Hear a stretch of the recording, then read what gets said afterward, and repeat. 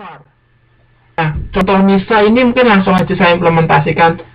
Itu Anda pernah dengar penjual baju-baju khusus untuk pria atau wanita yang jumbo nggak? Yang gendut-gendut itu, yang bajunya kayak karung apa ya, gede itu ya. Ya, yang ini bukan cuma big size loh ya, extra size ini lebih ekstra lagi. Nah, Anda pernah dengar itu artis namanya Huges itu ya, Huges. Nah, Huges itu kan juga dia melihat ada celah pasar. Oh, ada loh kebutuhan, bagi orang-orang atau pasar yang membutuhkan pakaian-pakaian yang gede-gede, yang karena badannya gede gitu ya, yang dimana ini kecil ya, celah itu namanya celah itu kan sebetulnya kecil kan, sempit gitu. Nah, ini juga kecil tapi tetap ada pasarnya. Nah, ini salah satu contoh implementasi strategi fokus. Jadi perusahaan ini fokus ke satu celah kecil, ke niche ini, ke celah pasar ini, yang dimana pesaing lain tidak terpikirkan untuk memasarkan produk yang ini gitu ya. Ya, seperti itu ya, jelas ya. Ada pertanyaan enggak ini untuk strategi fokus?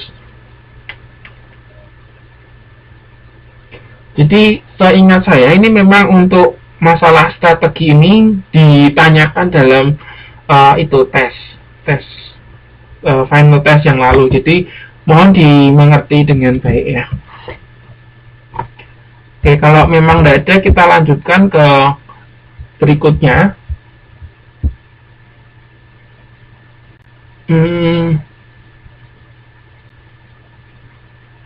Nah, kemudian strategi bisnis. Kita masuk ke bagian yang kedua, strategi bisnis. Robin and Coulter mengemukakan bahwa teori-teori manajemen utama itu berkembang dari 1, 2, 3, 4, 5, 6, 7 dari 7 tahap atau 7 fase ya. Yang pertama adalah scientific management theory ya, scientific management theory. Ini apa maksudnya?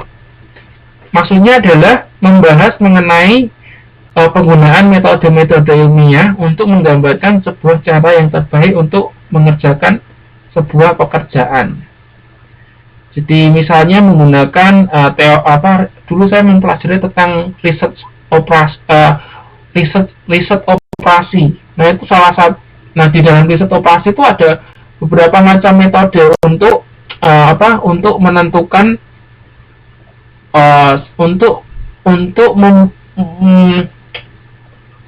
untuk masalah. Nah, ini menggunakan metode ilmiah. Misalnya dulu tentang tentang menggunakan persamaan garis lurus seperti itu ya.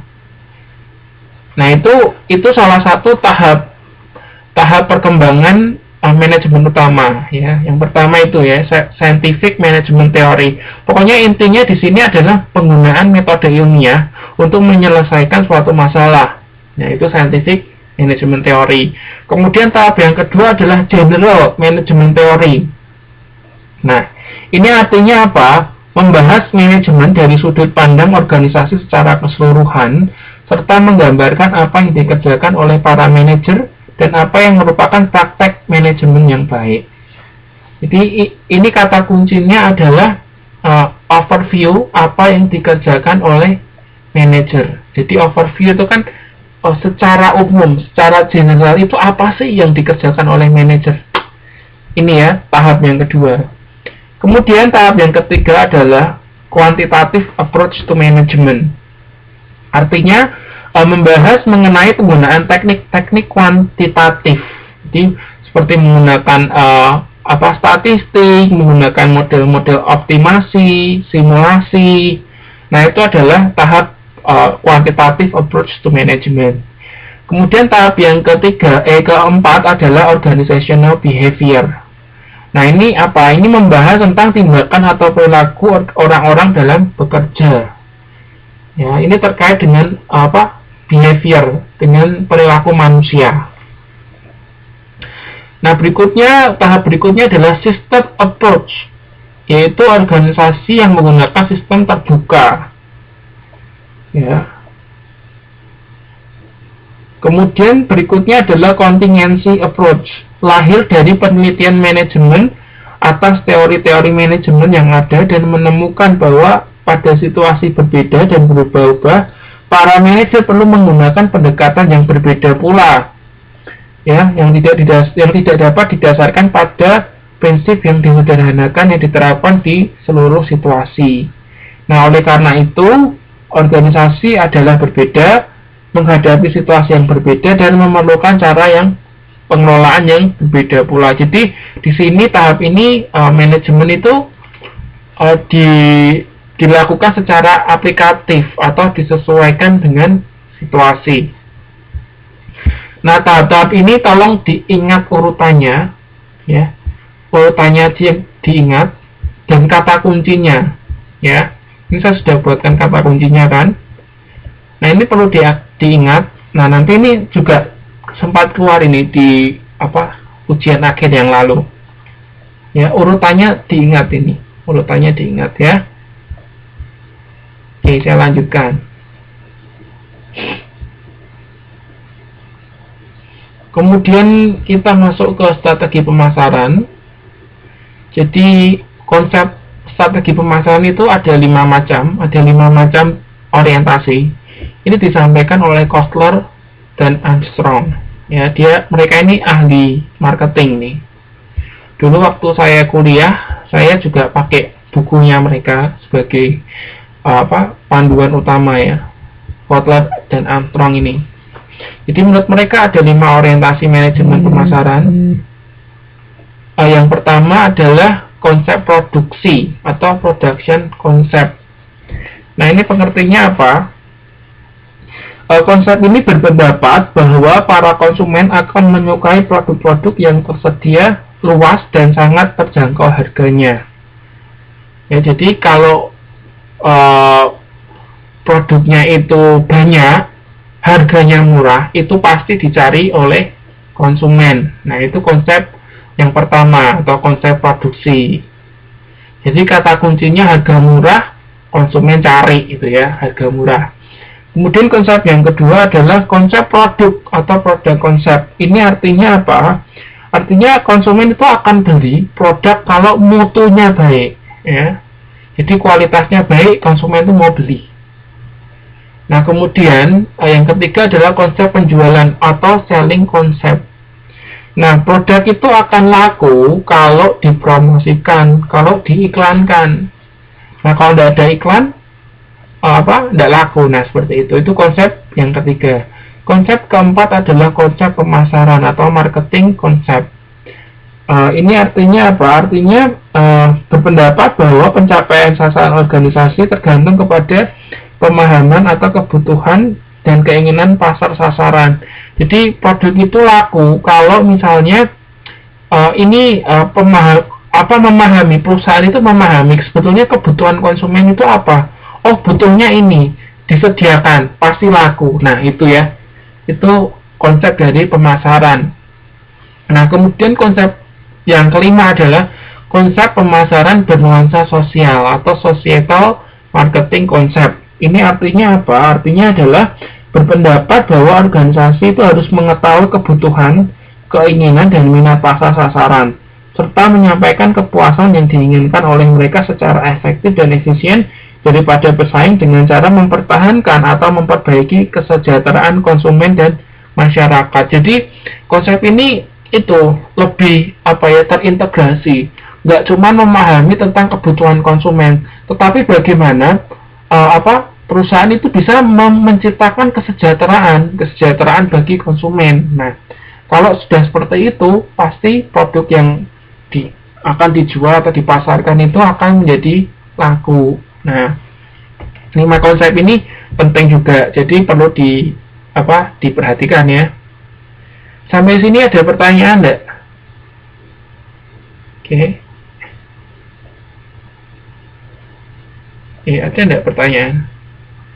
Oke, kalau tidak ada pertanyaan, saya lanjutkan ya. Nah, ini ada juga satu konsep yang paling mutakhir, yang paling baru, yaitu CRM, atau Customer Relationship Management. Didefinisikan sebagai proses menyeluruh dan membangun dan mempertahankan hubungan yang menguntungkan dengan pelanggan dengan cara menyampaikan nilai dan kepuasan pelanggan lebih tinggi dari yang disampaikan oleh para pesaing. Jadi inti dari CRM ini adalah membangun dan mempertahankan hubungan dengan konsumen, gitu ya. Jadi relationship itu penting di sini. Kemudian tugas pemasaran dalam perencanaan strategis ada dua. Yang pertama adalah bersama pimpinan customer adalah raja. Kemudian kita lanjutkan, tugas pemasaran dalam perencanaan strategi ada dua. Yang pertama, bersama pimpinan bagian fungsional lainnya, manajer pemasaran ikut dalam perumusan perencanaan strategi organisasi. Kemudian yang kedua adalah membuat rencana pemasaran strategis yang berdasarkan rencana strategis bisnis dan terintegrasi dengan rencana strategi fungsi-fungsi lainnya. Jadi saling terkait ya. Jadi ini setiap departemen pemasaran, HR, kemudian produksi, kemudian keuangan itu mereka harus bekerja sama, nggak bisa mereka kerja sendiri-sendiri. Nah, tugas pemasaran di sini juga ya, mereka berkoordinasi dengan yang lain itu, kurang lebih seperti itu. Nah, kemudian strategi pemasaran berisikan analisis, pengembangan strategi dan implementasi kegiatan yang menyangkut STP tadi ya, segmentasi, targeting atau pemilihan pasar sasaran, dan pengimplementasian pengelolaan strategi pemosisian atau positioning strategi yang didesain untuk memberikan nilai bagi setiap segmen yang dipilih. Oke. Nah, ini proses strategi pemasaran. Perlu diingat yang pertama apa? Pertama, melakukan analisis situasi ya. Kemudian yang kedua, melakukan penerapan strategi pemasaran atau tadi sebutannya 4S ya. 4PS tadi masih ingat ya. Product, price, promotion, place. Kemudian yang ketiga, melakukan pengembangan program pemasaran.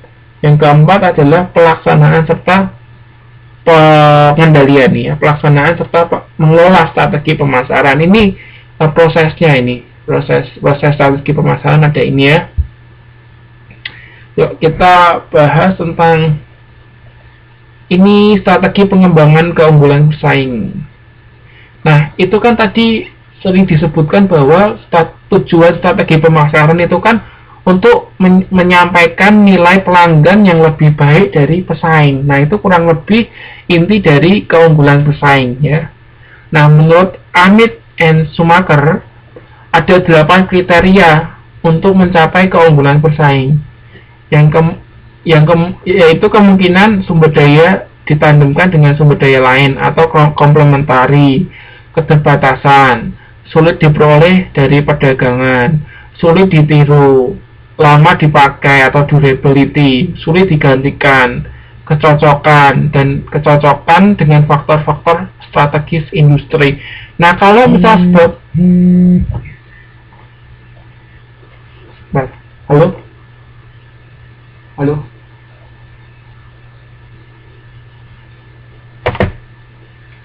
Oke, saya dicari teman saya karena sebentar lagi saya ada acara. Oke, saya lanjutkan ya. Jadi kalau misal menurut Amit dan Schumacher ini, kalau sebuah produk itu memiliki 8 kriteria ini, maka produk itu akan mencapai keunggulan bersaing. Artinya apa? Artinya akan menang di persaingan ya. Ini ada banyak toko yang ini ya menyampaikan beberapa kriteria. Ini saya ambil salah satu yaitu Amit and Schumacher. Ada beberapa toko, nanti bisa dibaca ya. Ini saya ingat sepertinya tidak keluar nih dalam final test nggak keluar. Oke, jadi saya skip aja ya. Nanti silakan dibaca di modul, ada lengkap di sana. Kemudian kita masuk ke bagian terakhir nih, sepertinya perspektif orientasi pasar. Jadi pemasaran yang paling efektif adalah yang dapat menciptakan kepuasan pelanggan yang paling tinggi. Oh ya, oke. Silakan Mbak Yusni. Diciptakan kepuasan pelanggan yang paling tinggi dibanding dengan yang diberikan oleh para pemasar lainnya. Nah, nilai pelanggan itu apa ya? Dari